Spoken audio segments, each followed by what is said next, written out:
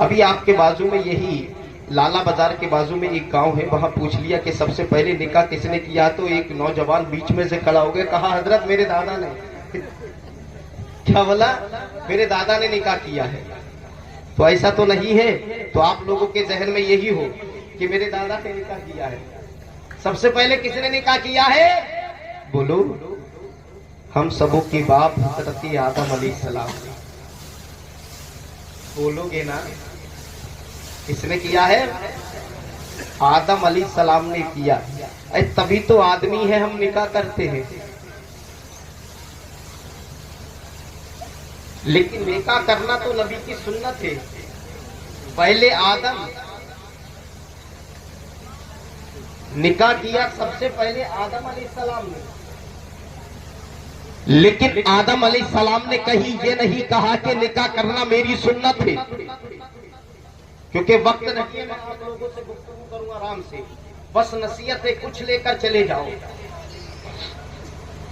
सबसे पहले आदम अलैहिस्सलाम ने निकाह किया, लेकिन ये नहीं कहा है कि निकाह करना मेरी सुन्नत है। उनके बेटे नूह अलैहिस्सलाम ने निकाह किया, लेकिन ये नहीं कहा है कि निकाह करना मेरी सुन्नत है। उनके बेटे हजरत शीश ने निकाह किया है, लेकिन ये नहीं कहा है कि निकाह करना मेरी सुन्नत है। हजरत दानियाल ने निकाह किया है, लेकिन ये नहीं कहा है कि निकाह करना मेरी सुन्नत है। हजरत याकूब ने निकाह किया है, लेकिन ये नहीं कहा है कि निकाह करना मेरी सुन्नत है। हजरत जकरिया ने निकाह किया है, लेकिन ये नहीं कहा है कि निकाह करना मेरी सुन्नत है। हजरत इब्राहिम ने निकाह किया है, लेकिन ये नहीं कहा है कि निकाह करना मेरी सुन्नत है। हजरत इस्माइल ने निकाह किया है, लेकिन ये नहीं कहा है कि निकाह करना मेरी सुन्नत है। हजरत याह्या अलैहिस्सलाम ने निकाह किया है, लेकिन ये नहीं कहा है कि निकाह करना मेरी सुन्नत है।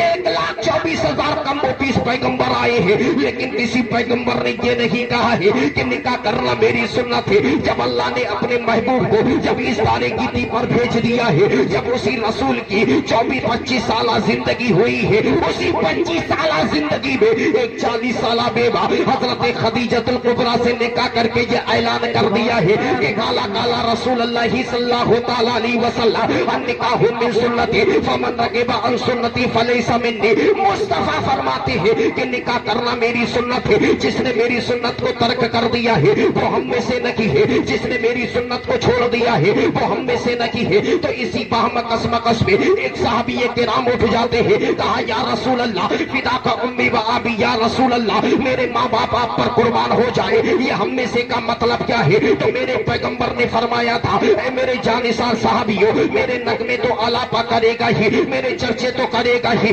मेरा नाम तो लेगा, लेकिन जब मेरी बात पर अमल करने की पारी आएगी वो भागता हुआ नजर आएगा। आज उन्हीं के लिए है, जब वो दुनिया से वो जाएगा तो मेरा वफादार होकर नहीं जाएगा, बल्कि गद्दारे रसूल होकर जाएगा।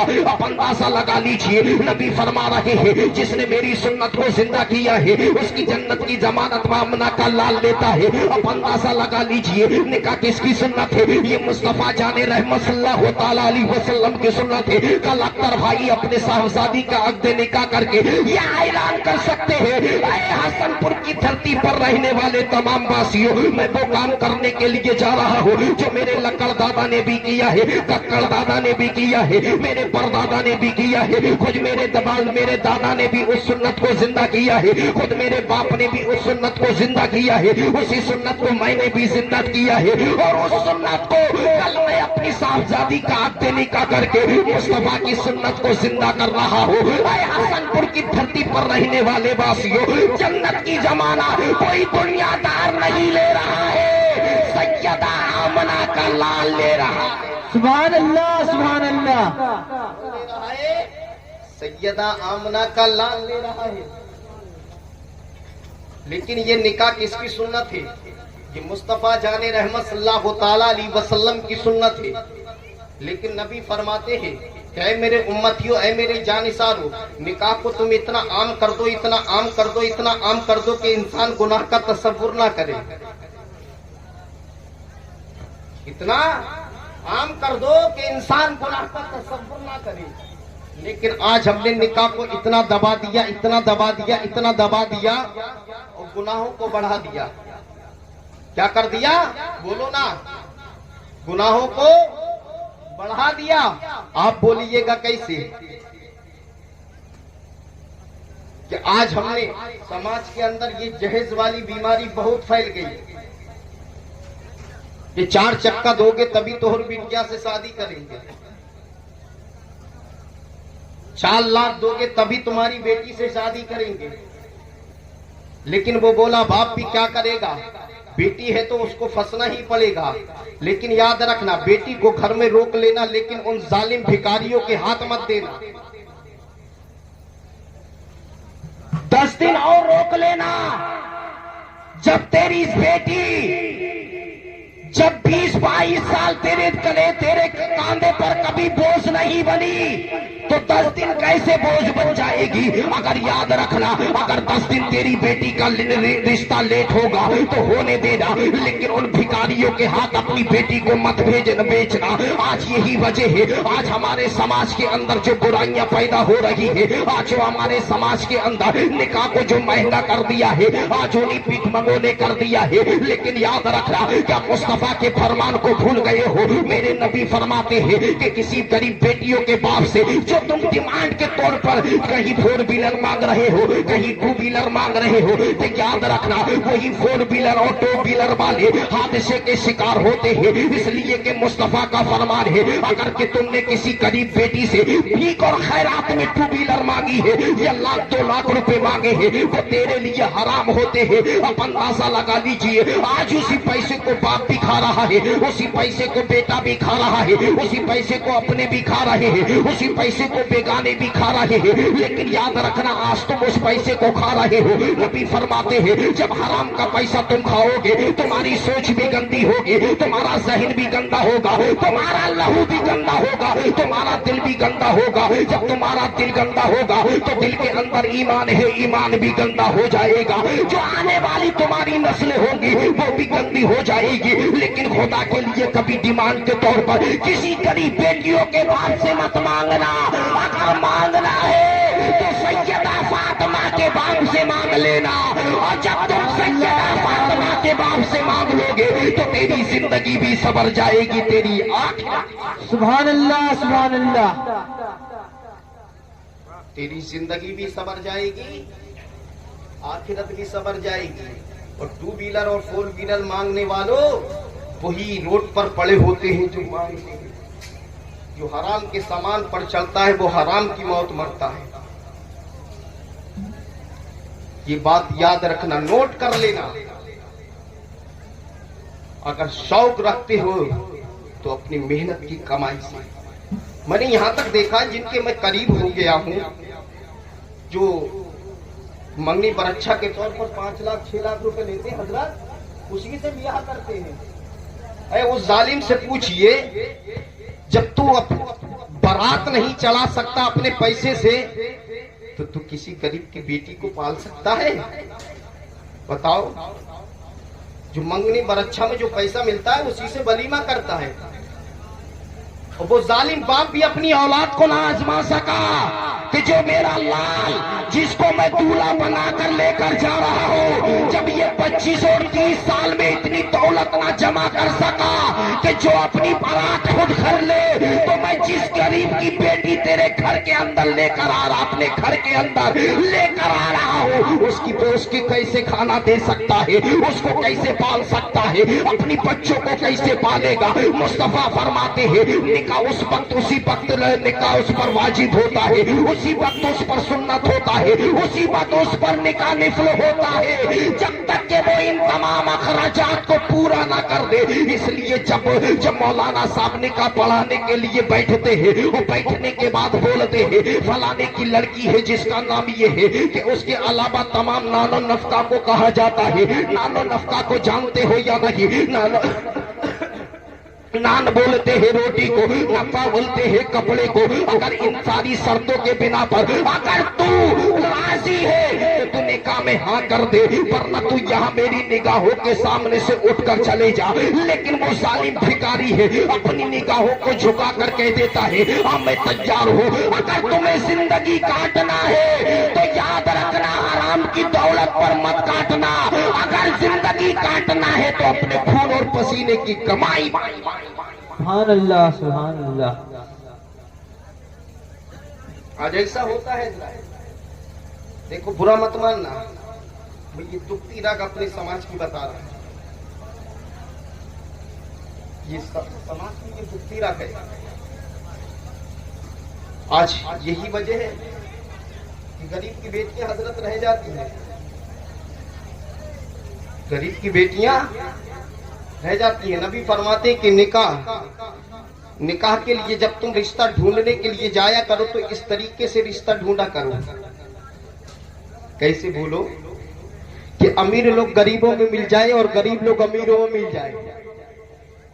और आज हम क्या कर रहे हैं?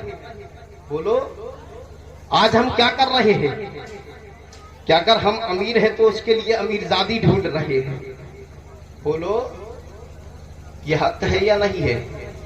अगर मेरा बेटा डॉक्टर है तो उसके लिए डॉक्टर नहीं ढूंढ रहे हैं।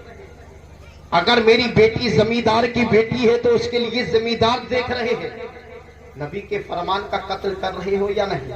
नबी फरमाते कि जिसने मेरे किरदार को छोड़ दिया वो हम में से नहीं है। तुम कहां नबी के फरमान को मान रहे हो? वही हुजूर मुफ्ती आजम हिंद का नवासा, जिसको जमाना हुजूर अख्तर रजा आजरी मियां रहमतुल्लाह अलैह के नाम से याद किया जाता है, यही हुजूर ताज शरिया फरमाते हैं अगर तुम किसी अमीर की बेटी अपने घर के आंगन में लेकर आओगे तो याद रखना वो तेरे घर को जहन्नम बनाकर रख देगी। आप अंदाजा लगा लीजिए। आप बोलिएगा कैसे जहन्नम बनाकर रख देगी? अगर अमीर की बेटी लेकर आए हो तो जब वो घर से चलेगी तो बड़ा सामान लेकर चलेगी, घर से चलेगी बड़ा जहेज लेकर चलेगी, घर से चलेगी तो बड़ी दौलत लेकर चलेगी। जब वो तेरे घर के आंगन में आएगी अगर तू कुछ बोलेगा तो याद रखना अगर तू अमीर बाप की औलाद है तो वो तुझसे भी ज्यादा अमीर बाप की औलाद है। अगर तू रईसजादे का बेटा है तो वो तुझसे ज्यादा रईसजादे की बेटी है। अगर तू मालदार का बेटा है वो तुझसे ज्यादा मालदार की बेटी है। अब अंदाजा लगा लीजिए। अब वो खातून घर के अंदर आएगी, वो अपने सास से भी ताना मारेगी, अपने ससुर से भी ताना मारेगी, अपने जेठों से भी ताना मारेगी, अपनी ननंदों से भी ताना मारेगी। लेकिन याद रखना वो यही तक महदूद रही है, वो तुझसे भी ताना मारेगी और इतना झगड़ा करेगी, इतना झगड़ा करेगी वो तेरे घर को जन्नत नहीं बल्कि जहन्नम बनाकर रख देगी। और हुजूर ताज शरीयत फरमाते हैं, मुस्तफा का फरमान है अगर तुम गरीब की बेटी अपने घर के अंदर लेकर आओगे, जब वो घर के अंदर जब वो आराम करने के लिए बिस्तर पर जाती थी तो वो टूटी हुई फटी हुई चटाई पर आराम करती थी। जब वो तेरे घर के आंगन में आएगी तो याद रखना नर्म बिस्तर पाएगी तो तुझे दुआएं देगी। अगर वो अपने घर के अंदर वो हमेशा दाल खाती थी, वो तेरे घर के अंदर आएगी तो याद रखना जब मुर्गे मुसल्लम खाएगी, अच्छा खाना खाएगी, तुझे दुआएं देगी। अपने बाप का प्यार मिलेगा तो दुआएं देगी, सास का प्यार मिलेगा तो दुआएं देगी, ससुर का प्यार मिलेगा तो दुआएं देगी। जब वो गरीब की बेटी तेरे घर के अंदर राहत मिलेगी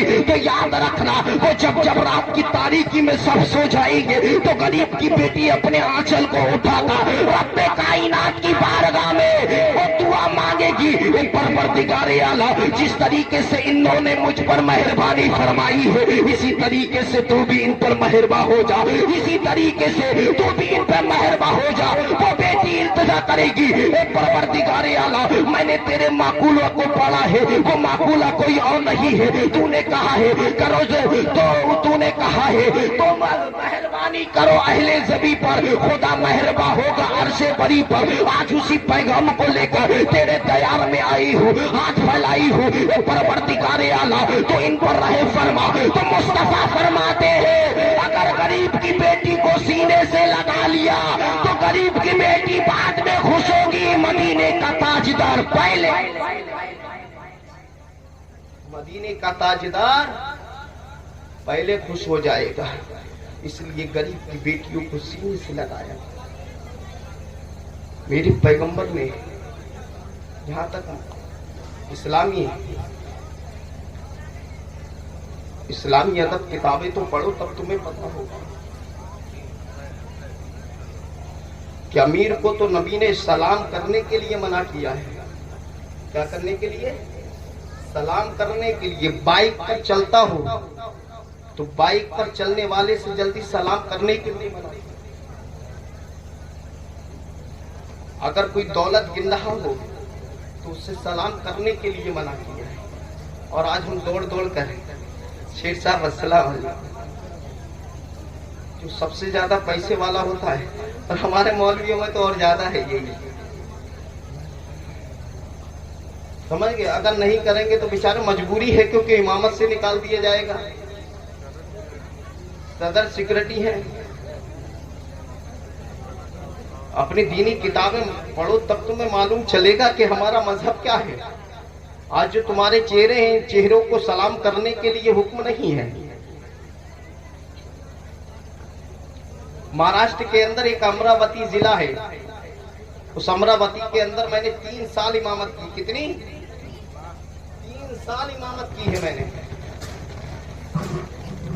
तो एक मस्जिद का सदर था, मैं 3 साल के अंदर उसको जाना ही नहीं कि ये सदर है। तो जब 3 साल उससे बर्दाश्त ना हुए, मौलाना को तो वो देखते ही है कि कुछ ना कुछ रास्ता निकाले कि इसको भगाए। एक दिन जुमे में मीटिंग हुई, मस्जिदी के मुतालिक हुई थी, इमाम के मुतालिक नहीं। तो उसमें वो खड़ा हो गया, कहा इस मौलाना को फौरन निकाला जाए। तो लोगों ने दरियाफ्त किया, क्यों? तो बोले इसने आज तक मुझे सलाम नहीं किया है। अल्लाह अकबर। आज ऐसी स्थिति आ गई, इमामों को हल्का मत समझना। इन इमामों को हल्का मत समझना। ये इमाम इमाम होता है, किसी के बाप का गुलाम नहीं होता है। मेरे नबी फरमाते हैं अल उलमाओ विरासतुल अंबिया, ये उलमा अंबिया के वारिस हुआ करते हैं। मुसल्ले की अमामत को हल्का मत समझना, बल्कि ये वो मुसल्ला है जिस मुसल्ले पर मदीने के ताजदार ने खड़े होकर नमाज पढ़ाई है। मुस्तफा फरमाते हैं कि इमाम मेरा नबी है और मुक्तदी मुस्तफा के साथ। फट से मैं खड़ा हो गया, मैं बोला किस बात से तुमको सलाम करूं?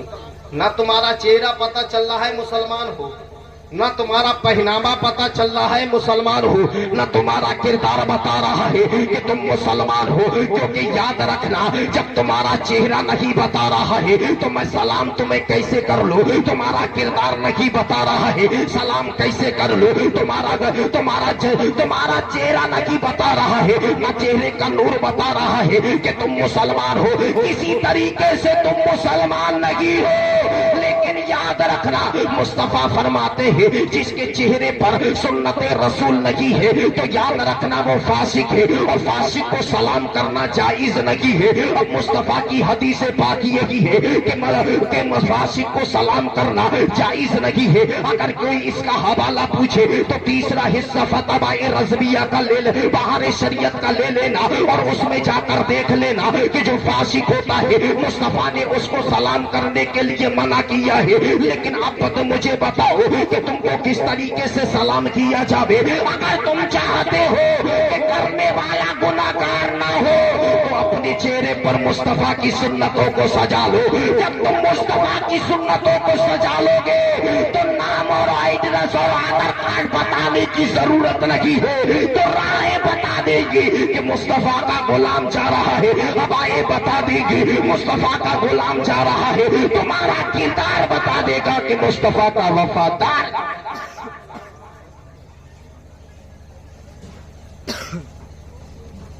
आज यही है वजह है। लेकिन आज हमारे भाई के अख्तर भाई की साहबजादी का बस मैं यही कहूंगा, ये निकाह के मौके पर महफिल पाक सजाइए।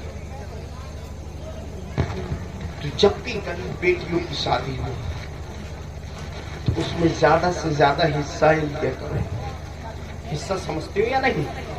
हिस्सा लिया करो। याद रखना, आज तुम हिस्सा लोगे किसी गरीब की बेटी की शादी में, कल तुम्हारी बेटी की शादी होगी तो अल्लाह ऐसे असबाब पैदा कर देगा, किसी के सामने हाथ फैलाने की जरूरत नहीं होगी। मेरी पैगंबर की बेटी सैयदा फातिमा का जब शादी हुई थी तो वो कोई और नहीं था, फातेह खैबर था। और ऐसे अली थे कि जिनको रहने के लिए मकान भी नहीं है, सर छुपाने के लिए छत भी नहीं है। मेरे पैगंबर ने अमीर के हवाले अपनी बेटी को नहीं किया था। फातिमा का रिश्ता मांगने वाले कोई और नहीं थे, मक्का के सरदार आए थे, अरब के सरदार आए थे कि फातिमा का रिश्ता मेरे लाल के साथ कर दो। तो मेरे पैगंबर ने किसी को मना भी नहीं किया था। लेकिन जब अली पहुंचे तो याद रखना, मेरे पैगंबर ने फरमाया था, ए अली, ये तो रिश्ता अल्लाह ने आसमान और फरिश्तों के दरमियान कर दिया है, मैं क्यों नहीं कर सकता? लेकिन शर्त है, मैं नहीं, इसमें मेरी मर्जी नहीं, मेरी बेटी सैयदा फातिमा की मर्जी चलेगी। मेरी मर्जी नहीं, लेकिन मेरी बेटी सैयदा फातिमा की मर्जी चलेगी। अब अंदाजा लगा लीजिए। तो फातिमा की मर्जी से रिश्ता हुआ अली का। जब अली का रिश्ता हुआ, याद रखना, जब हजरत मौला अली से रिश्ता हो गया, कहा अली दरवाजे पर हाथ मांगने के लिए आया है। तो मेरे पैगंबर की बेटी सीने से लगकर ज़ारो कतार मुस्तफा को रोई। जब मेरे पैगंबर ने बेटी को रोते हुए देखा, कहा, ए बेटी, क्यों आंसू बहा रही हो, क्यों रो रही हो? मैंने आज तुम्हारा रिश्ता कर दिया, इसलिए आंसू बहा रही हो। कहा, बाबा, इसलिए आंसू नहीं बहा रही हो कि आपने मेरा रिश्ता कर दिया है, मैं इसलिए आंसू नहीं बहा रही हो कि मेरे रिश्ता अली के साथ किया है, बल्कि मैं इसलिए आंसू बहा रही हूँ कि काश मेरी माँ जिंदा होती, हजरत खदीजतुल कुबरा। तो मैं वो माँ, ये बातें तो माएँ पूछा करती है। जब हजरत खदीजतुल कुबरा का नाम आया है तो मेरे पैगंबर की आंखों में आंसू आ गए। तो मेरे पैगंबर ने फरमाया, ए बेटी सैयदा फातिमा, तेरी माँ खदीजतुल कुबरा को कहां से लेकर आऊंगा, कहां से लेकर आऊंगा? जब तेरी माँ इस दाने फानी से कूच कर गई थी तो आप बड़ी वाली बेटी को आपकी माँ ने दिया था, उनसे छोटी वाली बेटी को आपकी माँ ने दिया था, उनसे छोटी वाली बेटी को अब आपकी माँ ने दिया था। लेकिन तीनों बेटी को तुम्हारी माँ देकर गई थी, लेकिन तुम सबसे छोटी थी। तो तुम्हारी माँ मुझसे ये कहकर गई थी, ऐ मेरे सरताज, ये मेरी बेटी फातिमा है,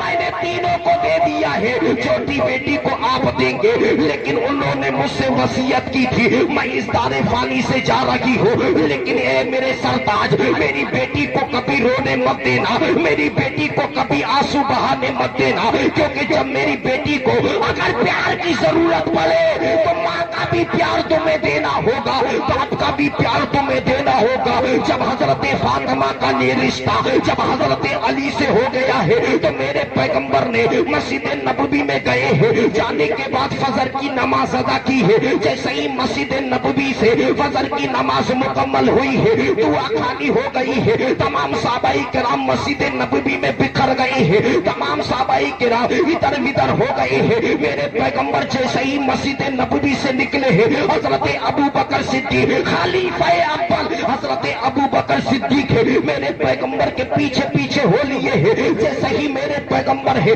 उजराए आयशा में पहुंचे हैं, और पहुंचने के बाद कहा, या रसूल अल्लाह, आपने अबू बकर से आज तक कोई बात नहीं छुपाई है, लेकिन आज तुमने फातिमा का रिश्ता कर दिया, लेकिन अबू बकर को खबर भी नहीं दी है। आज बेटी फातिमा का रिश्ता कर दिया, अबू बकर को बताया भी नहीं है, लेकिन कौन सी ऐसी मुसीबत आ गई थी जो अबू बकर को बताया नहीं? तो मेरे पैगंबर फरमाते हैं, ऐ अबू बकर, मैं तो आपको बताने के लिए जा रहा था, पहले आपने पूछ लिया है, मैं तो तुम्हें खबर देने के लिए ही जा रहा था, आपने पूछ लिया। कहा, या रसूल अल्लाह, ये मेरी चाहत है, ये मेरी तमन्ना है, ये मेरी हसरत है कि रिश्ता फातिमा मक्का हुआ है तो आपकी मर्जी से हुआ है, लेकिन जितना फातिमा को जहेज दिया जाएगा ये अबू बकर की मर्जी से दिया जाएगा, अबू बकर की मर्जी से दिया जाएगा। आज हमारे घरों के अंदर बेटियों की शादी होती है तो एक भाई फक्र से कहता है देखूंगा अपनी बेटी की शादी कैसे करेगा, आज मुझे ताना मार रहा है। फलाना भाई कहता है कि देखूंगा मुझसे घमंड की बातें कर रहा था, अपनी बेटी की शादी करेगा तो कैसे करेगा। लेकिन याद रखना, जिसने इस तरीके के जुमले किसी गरीब भाई को दिए हैं तो याद रखना वो दुनिया में भी तबाह है और आखिरत में भी तबाह है। मेरे पैगंबर फरमाते हैं अबू बकर आज मैं अपनी बेटी को जहेज दूंगा, हरगिज नहीं दे सकता। आज मैं अपनी बेटी सैयदा फातिमा को जहेज दे दूंगा तो कयामत तक मेरी उम्मत के लोगों को जहेज देना पड़ जाएगा, इसलिए मैं अपनी बेटी को जहेज दे ही नहीं सकता। मैं अपनी बेटी को जहेज दे नहीं सकता। अबू बकर कहते हैं या रसूल अल्लाह, अगर फातिमा को जहेज नहीं दिया तो याद रखना मक्का के सरदार यही कहेंगे कि जो सारी कायनात का सरदार बनने वाला है तो वो अपनी बेटी का रिश्ता कैसे कर रहा है, वो अपनी बेटी की शादी कैसे करेगा, देखते हैं। लेकिन मैं ये चाहता हूं कि फक्र करें, क्या करें, क्या करें कि फातिमा की शादी हो तो बड़े बड़े मक्का के सरदार देखकर हैरत हो जाए, इतना जहेज दिया जाएगा। मेरे पैगंबर ने फरमाया ऐ अबू बकर हरगिज मैं अपनी बेटी को जहेज नहीं दे सकता हूँ, अगर आज मैंने दे दिया तो मेरे गरीब उम्मत की लोगों को भी जहेज देना पड़ जाएगा। अब अंदाजा लगा लीजिए, अब यही बात हो ही रही थी तो इतने में सैयदा फातिमा तो ज़हरा है खातून जन्नत ने, सैयदा बुतूल ने पर्दे की आड़ से सुन लिया, कहा या रसूल अल्लाह ऐ मेरे बाबा कौन कहता है आपकी बेटी जहेज नहीं लेगी, आज हमारी भी बेटियां जहेज लेती है। क्या कहती है ए अम्मा हमको वीआईपी सोफा चाहिए, ए अम्मा हमको डिनर सेट चाहिए, ए अम्मा हमको सिल्वर और पीतल के सामान चाहिए। लेकिन याद रखना सैयदा फातिमा ने जहेज की तो डिमांड की है, लेकिन ये पीतल और सोने और चांदी और अच्छे बेड के लिए नहीं कहा है, सिर्फ डिमांड ही की है। तो डिमांड भी मेरे मुआशरे की बेटियों कान खोल कर सुन लेना, अगर तुम्हारी घर के अंदर तुम्हारे बाप ने अगर टीवी नहीं दी है तो चौकी में भी टीवी लेकर चले जाते हो, बात खवाई में भी टीवी लेकर चले जाते हो। लेकिन खुदा के लिए कभी अपने माँ बाप को तंग मत करना, कभी अपनी माँ बाप को सताना मत। अगर तुम्हें शादी करना है, अगर डिमांड के तौर पर तुम्हें अपने बाप से कुछ लेना है तो अपने बाप से यही कहना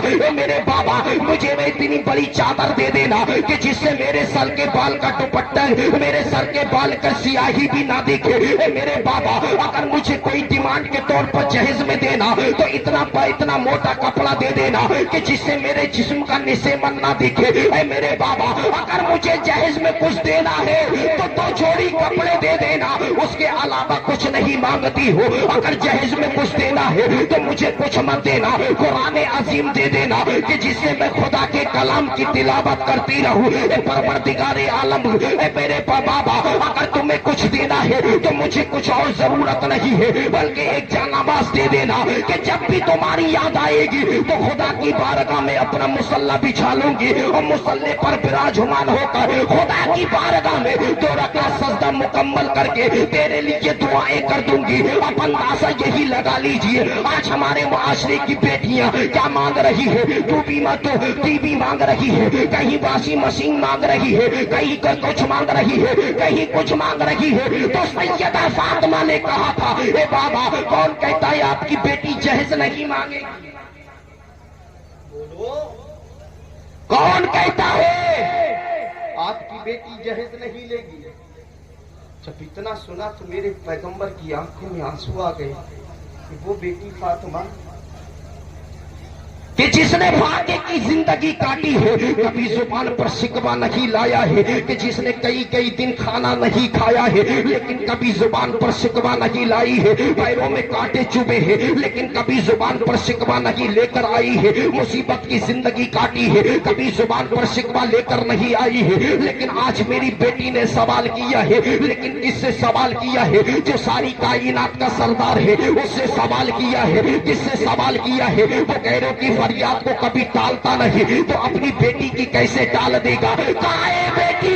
आज तुमने सवाल किया है, तेरा बाबा देने के लिए तैयार है। बताओ जहेज में क्या मांग रही हो? जब इतना कहा है तो सैयदा फातिमा है, पर्दे की आड़ से कहती है, ए बाबा अगर जहेज देने की क्षमता रखते हो तो रास्ता मैं बता देती हूँ। देने की तमन्ना रखते हो तो देने की तमन्ना रखते हो तो मैं बता देती हूँ क्या लेना है। कहा है बेटी तुम्हें पता नहीं है ये वो मोहम्मद है कि जमी टल्ला जमा टल्ला मगर मबनी न टल्ला, यानी जमाना टल सकता है, ये धरती बदल सकती है, आसमान बदल सकता है, दिन और रात बदल सकते हैं, लेकिन तेरे बाबा का फरमान नहीं बदल सकता। ए बेटी फातिमा बोलो ना क्या चाहती हो? कहा है बाबा कलीजे पर हाथ रख लो, क्या जहेज में लोगे? कहा मुझे क्या दोगे जहेज में? कहा मैंने सोच लिया है, सीने पर भी हाथ रख लिया है, जो मांगो तेरा बाबा देने के लिए तैयार है। तो सैयदा फातिमा फिर बाहर नहीं देती है, ए बाबा फिर से सोच लो। कहा अच्छी तरीके से सोच लिया है। सैयदा फातिमा है, दौड़ी दौड़ी घर के अंदर गई है और जाने के बाद एक कागज लेकर आती है, एक कलम लेकर आती है और लाने के बाद अपने बाबा के हवाले कर देती है, मोहम्मद रसूलुल्लाह के हाथ में दे देती है और देने के बाद कहती है, ए बाबा मैंने आपका फरमान सुना है, कल कयामत का दिन होगा, नफसी नफसी का आलम होगा, वह मिजान अमल लगा हुआ होगा, न बाप बेटे का होगा न बेटा बाप का होगा। वहाँ आदम भी खड़े होंगे, नूह भी खड़े होंगे, शीश भी खड़े होंगे, दानियाल भी खड़े होंगे, बड़े बड़े रसूल और नबी खड़े होंगे। लेकिन उस माहौल में किसी को बोलने का हुक्म नहीं होगा, लेकिन ऐसे माहौल में आपको मना नहीं होगा। उस वक्त आप अपनी गुनाहगार उम्मत के लिए तुम मगफिरत की दुआ कर रहे होंगे। तो फातिमा का जहेज सुनना ही चाहते हो। फातिमा का जहेज ये है कि उस नफसी नफसी के आलम में जब आप दुआ करेंगे तो सबसे पहले अगर आमीन कहने का हुक्म किसी को दिया जाए तो वह आपकी बेटी सैयदा फातिमा को दिया जाए। यही सैयदा फातिमा का जहेज,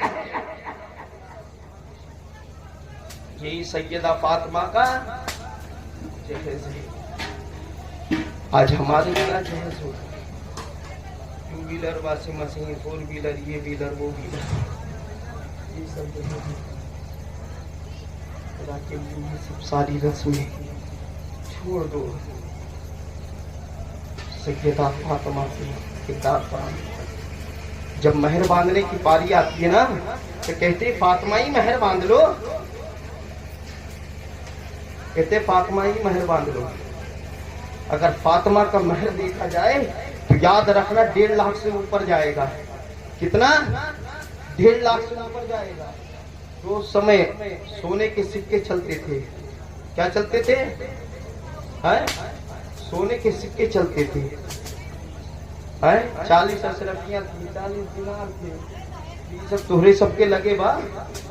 बताओ अगर इमाम साहब ने 10,000 महर बांध लिया तो उसमें झगड़ा कर लेते हैं, और वो झगड़ा करता है कि जिसने उस बेटी के उसमें हिस्सा कभी नहीं लिया है, न्यूनता तक नहीं लिखा हुआ है उसमें।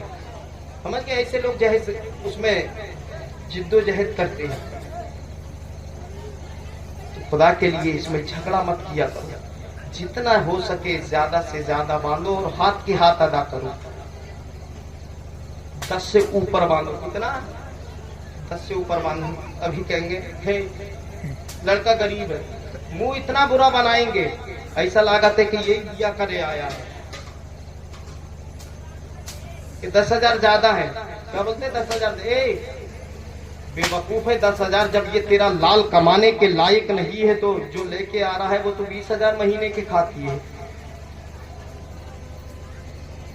बताओ जब ये 25-30 साल में 10,000 महर का ना अदा कर सकेगा तो मुझे बताओ कि जो महीने के 20,000 खाने वाली आ रही है उसको कैसे पालेगा? इसलिए कि महर सोच समझ के बात है।